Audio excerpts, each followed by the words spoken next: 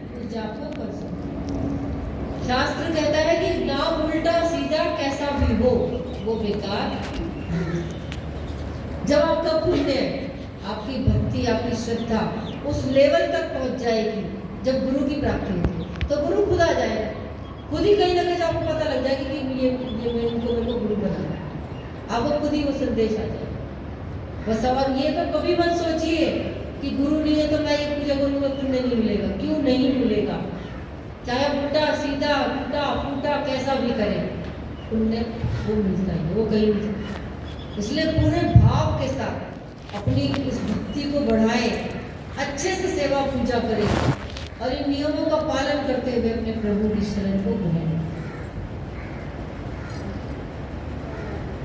तो ऐसे ही प्रभु की यही प्रतिज्ञा है कि जब जब धर्म की हानि होगी, जब जब धराधाम पर धर्म की हानि, क्या है धर्म की हानि आज के टाइम में? यही जो प्रश्न अभी पूछे गए। उन दिनों में भी लोग विग्रह को हाथ लगा रहे हैं, पप्पी दे रहे हैं। भगवान इसमें तो गुड्डे गुड़िया खरीद लो। प्रभु को प्रभु समझ के करें। हम ऐसे ऐसे विग्रह देके उनको जैसे पोशाक सिलते हैं ना, जीन्स की पैंट और कमीज पहना रहे, बताओ। क्योंकि वैल्यू नहीं पता कि प्रभु को ऐसे वस्त्र क्यों पहनाते हैं। हम बताओ क्यों पहनाते हैं? वो हमारी तरह का सूट सलवार, प्रभु पैंट कमीज क्यों नहीं पहनते? बताओ। शास्त्र में लिखा है क्योंकि प्रभु एक साधक है। साधक का मतलब होता है कि गुरु दीक्षा मिल जाती है तो वो हमेशा अपने ध्यान में रहते हैं। अगर उनकी आंखें बंद भी होगी ना तो वो अपने मंत्रों के जाप करते रहते हैं निरंतर निरंतर। योग निद्रा में जब सोते हैं ना भगवान विष्णु, तो वो हमारी तरह थोड़ी सो रहे हैं कि हम सो गए, सपने में खोए पड़े हैं, वहां बज गए यहाँ पर ना। वो जब सोते हैं कि योग निद्रा बताया, उस निद्रा में वो अपने प्रभु को याद करते हैं निरंतर, उनका जाप चलता है।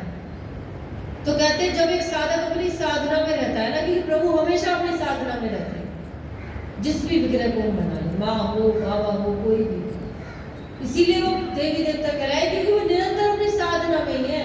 जिनको भी उन्हें भी जिन को इष्ट जो अच्छा लगा उनके चिंतन मनन में वो हमेशा है, इसीलिए वो देवी देवता कहलाए।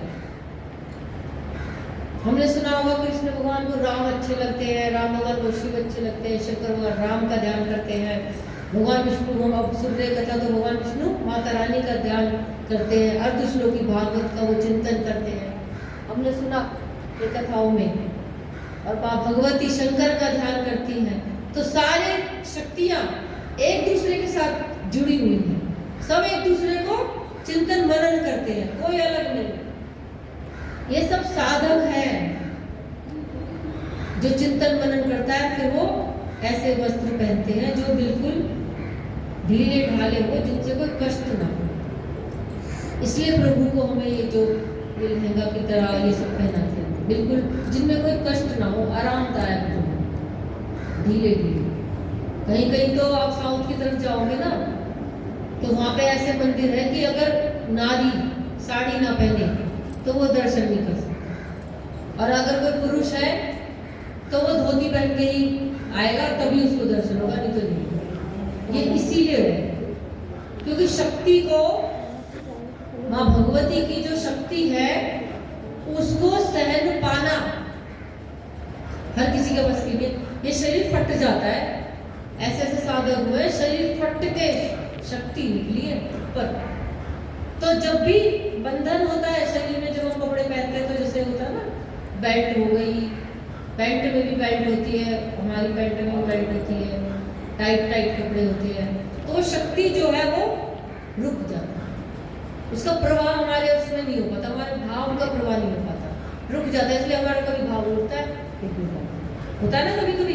हम कभी कभी तो बहुत अच्छे से पूजा करते हैं, मनाते हैं भगवान, कभी कभी ऐसा लगता है तो मन ही नहीं लगता, बैठे तो भगवान के सामने, लेकिन आ रहा है स्कूल याद, कॉलेज याद, फिल्म याद आ रही है, तो फिल्म का सीन होता है ना, वो इसीलिए होता है। तो प्रभु जब निरंतर अपने उसमें रहते हैं, इस चीज को तो आप अपने आंखों से देख सकते हैं साउथ के मंदिरों में जाकर। साउथ की तरफ अभी इंडियन कल्चर, सनातन धर्म जो है वो पूरा है, बल्कि नॉर्थ की तरफ थोड़ा कम होता जा रहा है इस तरफ। ये तो साउथ की तरफ ऐसी बढ़िया पूजा होती है ना कि देख के ऐसे रोंगटे खड़े होते हैं कि भाई क्या पूजा करते हैं। साक्षात माँ भगवती, माँ प्रभु का वास हमें देखने को होता है। जगन्नाथपुरी जाके देखिए आप, एकदम ऐसा लगता है कि बस क्या ही बताऊं, क्या आनंद बरसता है। कलकत्ता जाकर देखिए आप, दक्षिणेश्वर माँ काली के आगे खड़े होंगे। यकीन मानना, यदि आप हम भक्त हैं तो अपने आंसुओं को नहीं रोक पाओगे उसके सामने, रुक नहीं पाएंगे हमारे आंसू, सच में यकीन मान।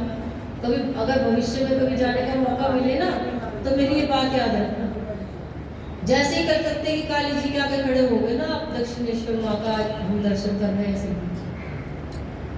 तो बिना अश्रु आए ना रोक नहीं पाएंगे हम अपने आप को, यदि हम भक्त हैं तो। इतने करुणा में बैठी है, मैं इतने सौम्य रूप में वहां खड़ी है ना कि बस मैं क्या आपको वर्णन करूं, क्या वर्णन करूं और कैसे वर्णन करूं, मेरी बुद्धि से तो परे ही है।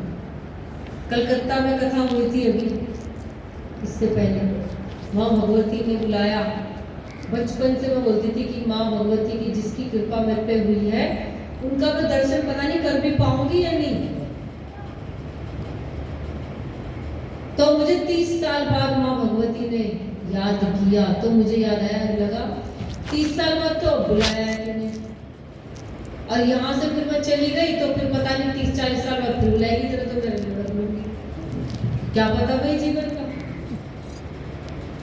फिर भी उसने धक्का ही दे दिया, भेज दिया उसने वापस कि जा अभी जाना है संसार में। अब मैं बता नहीं सकती आपको अपने मन की व्यथा कि क्या मुझे वहाँ अनुभव हुआ। मैंने वहाँ माँ भगवती का साक्षात अनुभव किया, उनके साथ रही, बात की। अब कैसे, तो ये तो मैं नहीं बता पाऊंगी क्योंकि इतना तो मैं डीपली